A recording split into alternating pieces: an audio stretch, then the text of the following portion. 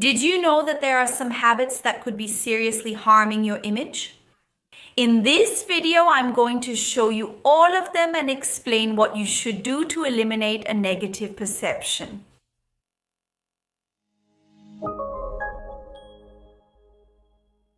Hi, how are you? Welcome to the Etiquette and Protocol channel. I'm Juliana Santiago, a teacher and etiquette specialist. And in this video, I'm going to show you some habits that are really harming your image and how people see and perceive you. So I'm going to tell you what these habits are and what you should do to eliminate a negative perception. The first point is being constantly negative. You know that person who every time you get close to them, they always have something bad to say?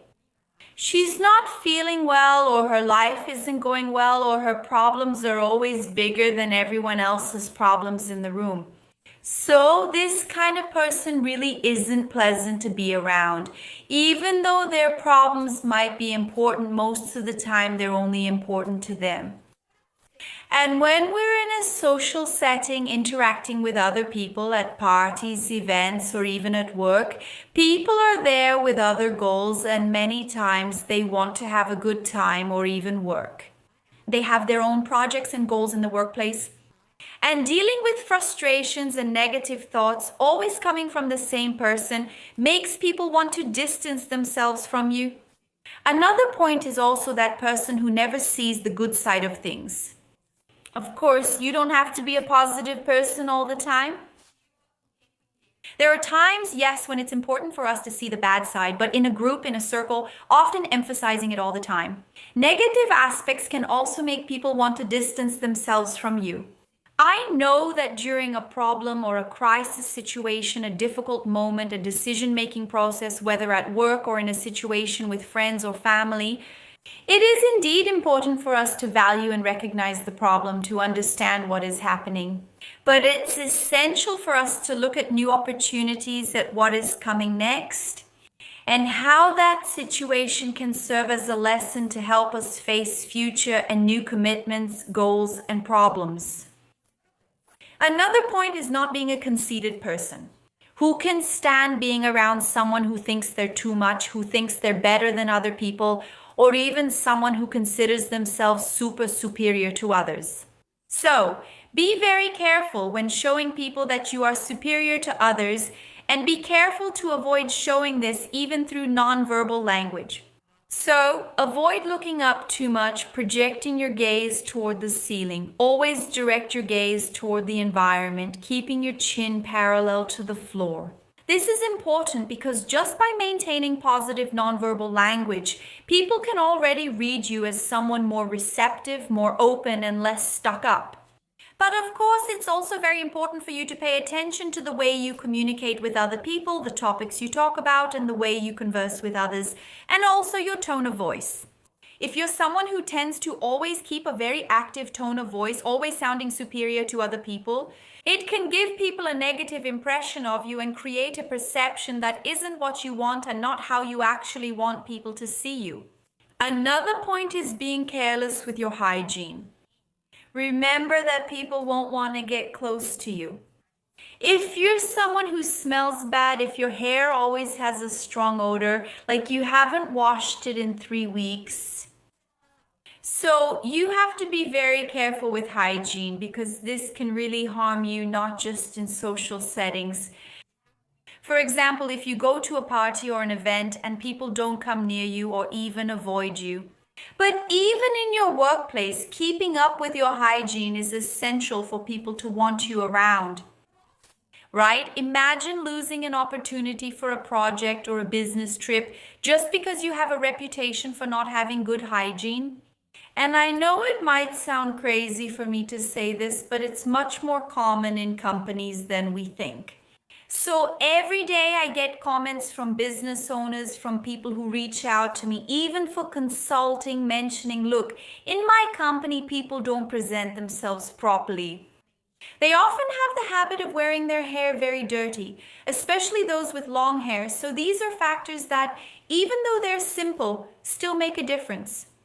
Another point is also not taking care of your appearance. We talked about hygiene, and hygiene is related to appearance, but I think it's important for us to focus on appearance as well. When it comes to clothing, your clothing will have a very important impact on the construction and perception of your image.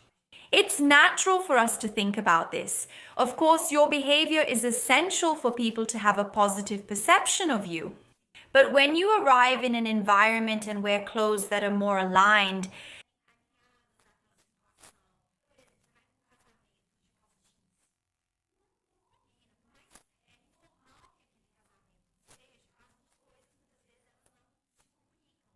it's very likely you'll have a positive feeling of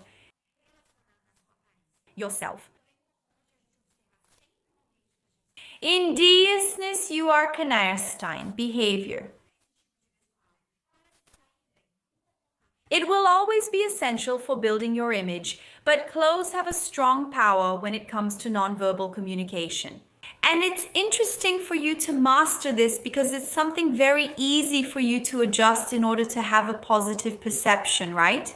It's very easy for you to choose appropriate clothes to present yourself in a more positive way. Sometimes it's harder for someone to change their behavior habits than to simply wear different clothes.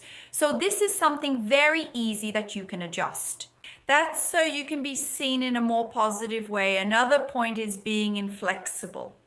People don't like to be around those who never listen to what others have to say. Be ready to listen to opinions, different thoughts, and new ideas. This is something essential that makes a person be seen as more pleasant.